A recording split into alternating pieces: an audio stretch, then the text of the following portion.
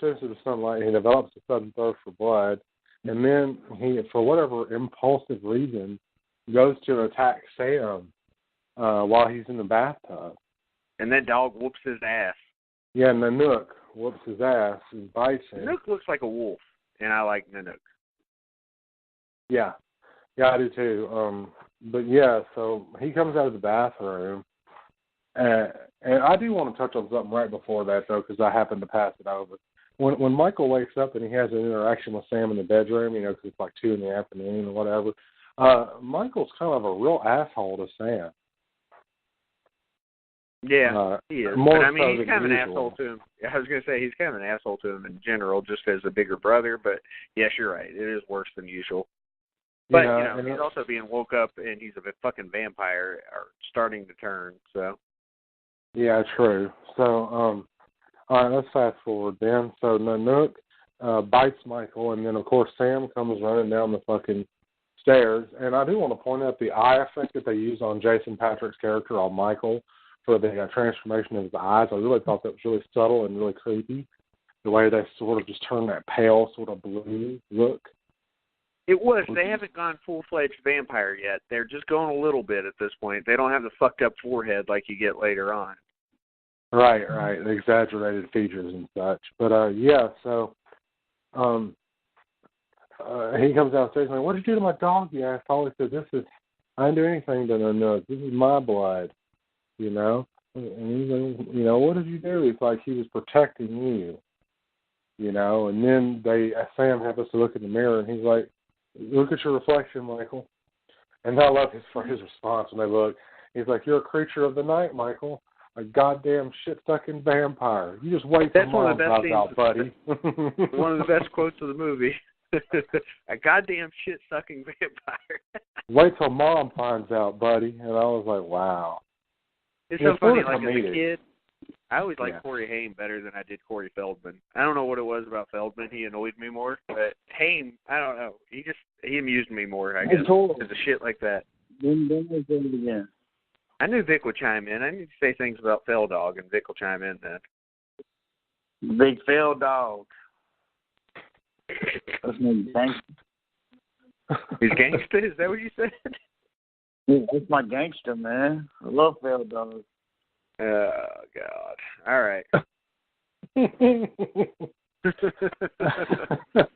Shit. Okay. So Sam is initially terrified of his brother, but Michael convinces him he is not yet a vampire and that he needs his help because there's this whole exchange where Mom goes out on a date, and then that's the same day when Michael wakes up at 2 in the afternoon. So you get this all because scene he wanted a piece of pussy. All because he wanted to see what pussy can do to you. I'm waiting on Vic to chime in because I know he wants vagina magic.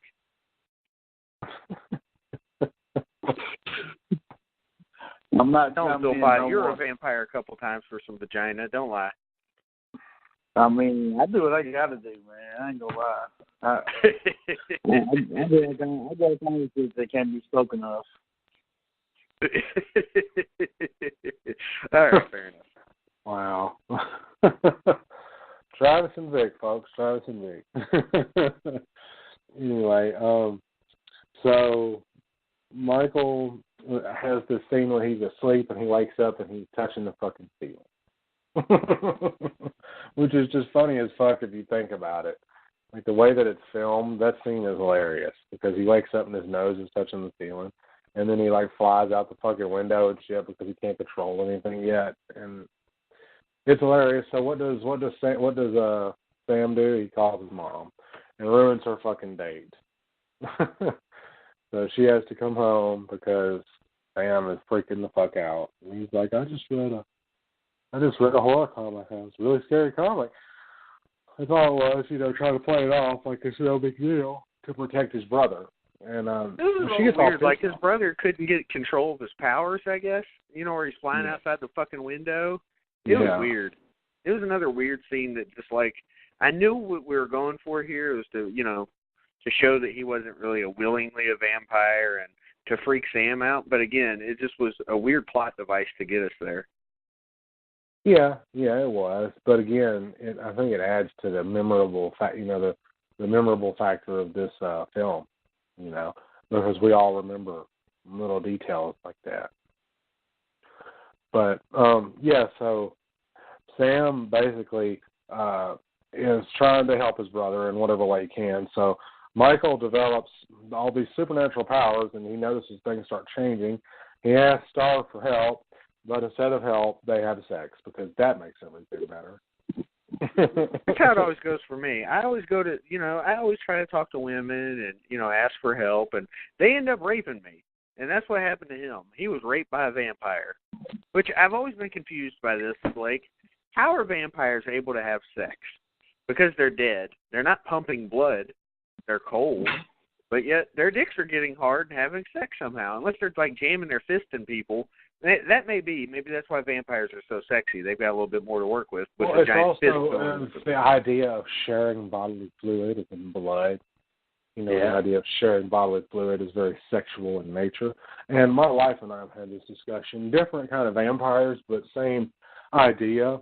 Bill Compton in True Blood and in the books, the Sookie Stackhouse books, he actually has sex with Sookie several times, a lot. And then something he does for her so she doesn't focus on it is he pretends to breathe because he normally doesn't fucking breathe because he doesn't have to breathe. He's a fucking vampire. So, Sookie's Anna Paquin, right? Yes. Oh, Sookie. Yeah, she needs to do a convention. Yeah. She ain't doing shit. but yeah, so they they still have those primal sort of urges. And again, the taking of someone's blood, their life force, their bodily fluid is still very sexual in nature. You can't tell me, I'm sure, well, you probably can't really tell me because that's divulging too much about your life, but who knows? You've had a lot to drink tonight. I might get lucky and learn a lot more shit tonight. I don't know if that's lucky, but... Well, right, yeah. All right, I'll tell you something right now. I just found a chip in my desk drawer. I don't know how it got there or when it was there, so I tried to take a bite of it, and it was really nasty. I shouldn't do that. No, that was really fucking stupid. I'm going to give it to the dog now. Oh, okay. Well, when he shits all over the floor, that's what happens. It's she. I don't think an old potato chip's going to make anybody shit. Whoa. What kind of chip was it? Like a potato chip, like a Lay's potato chip. Wait, but it wasn't Doritos, because Doritos are still good. Well, this thing was fucking nasty, and I didn't want to eat it anymore. You should try it again and see what happens. No, it's gone now.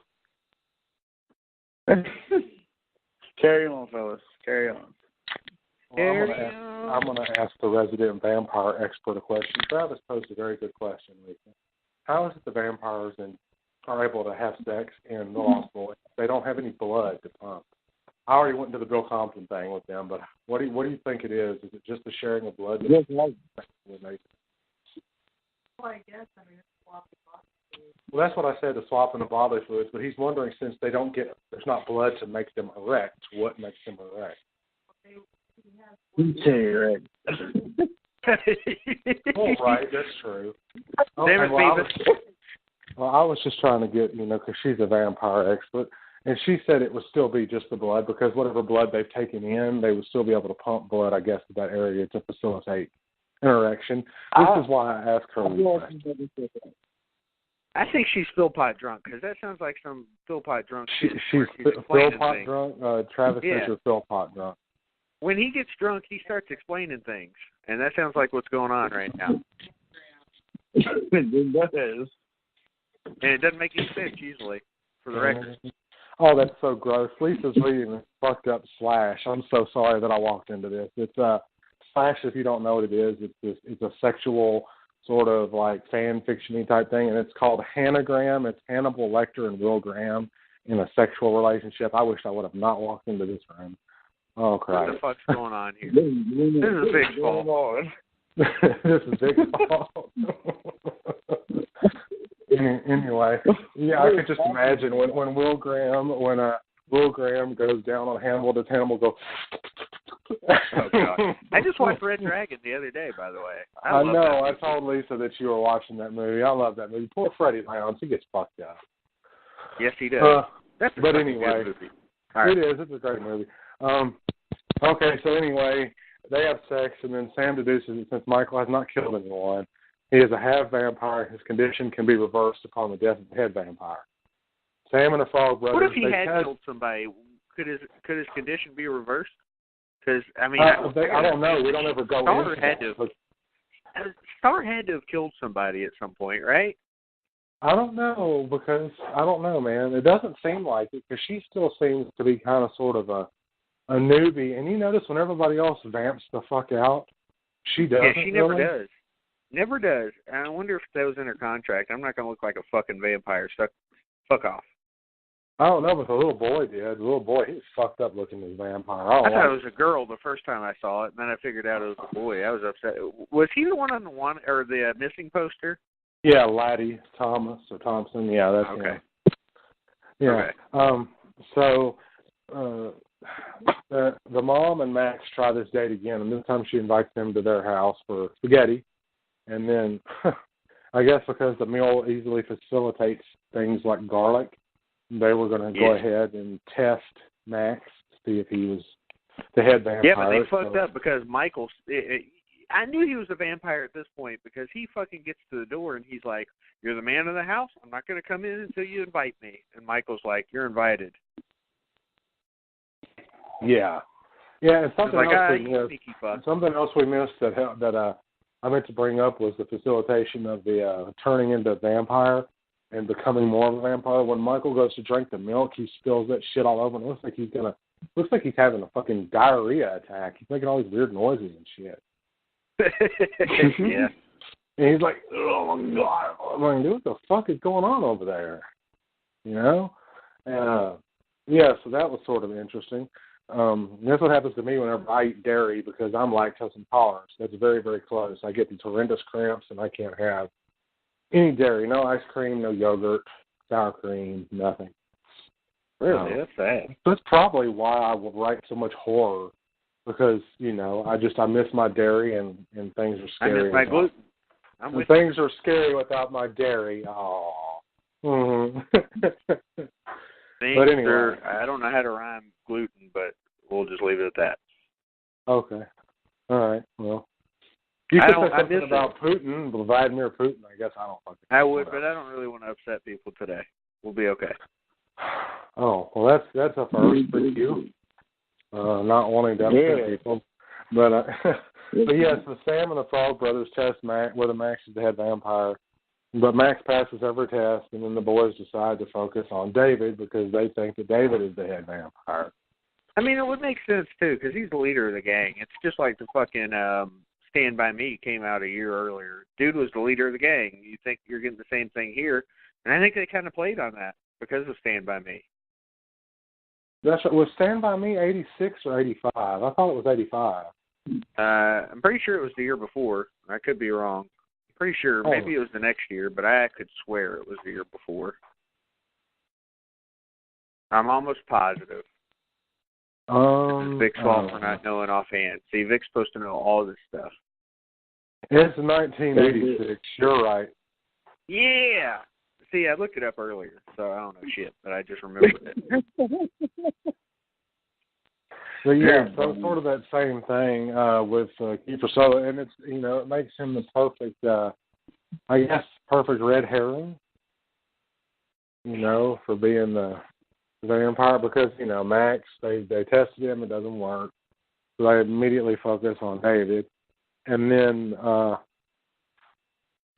so to provoke him into killing, David takes Michael to stalk a group of beachgoers, and this is where a feeding frenzy happens, and you actually see the gang, the biker gang, David's gang, vamp out. And I'm using vamp out because I've heard that used in numerous discussions about vampires. It reminds me a little bit again, Trick or Treat, where the werewolves wolf out on everybody. They're just a big group of them in a fucking camp, and they just tear everybody up. I love it. Yeah.